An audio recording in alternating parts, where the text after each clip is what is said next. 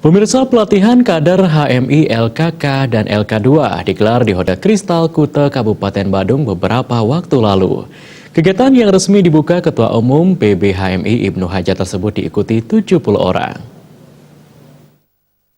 Kader HMI adalah terbinanya kader HMI dan Kohati yang profesional dalam menjalankan fungsi dan peran strategisnya untuk mewujudkan tujuan HMI dan Kohati. HMI dan Kohati menjadi pembawa misi HMI yang modern dan mengikuti perkembangan zaman sebagai salah satu upaya membina kehidupan berbangsa dan bernegara sesuai dengan ideologi Pancasila dan Undang-Undang Dasar 1945.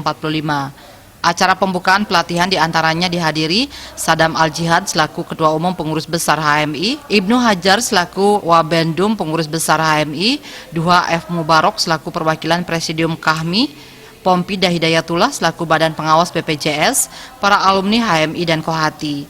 Dalam sambutan Ketua Umum HMI Cabang Denpasar Rizky Maulana Akbar, pada intinya menyampaikan menjalani fungsi dan peran sebagai kader untuk menjunjung tinggi keislaman. Harapannya para peserta kader dari LKK dan LK2 nilai keislamannya bisa bertambah.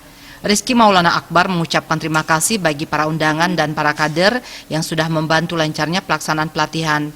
Dalam sambutannya, Pengurus Besar HMI Ibnu Hajar pada intinya menyampaikan harapan kader LKK dan LK2 dapat menjaga ruang kaderisasi karena menegaskan kaderisasi yes tapi politisasi no. Jangan sampai pada kemudian hari HMI merobohkan nilai-nilai kaderisasi yang diakibatkan oleh politik. Tim Liputan Bali TV.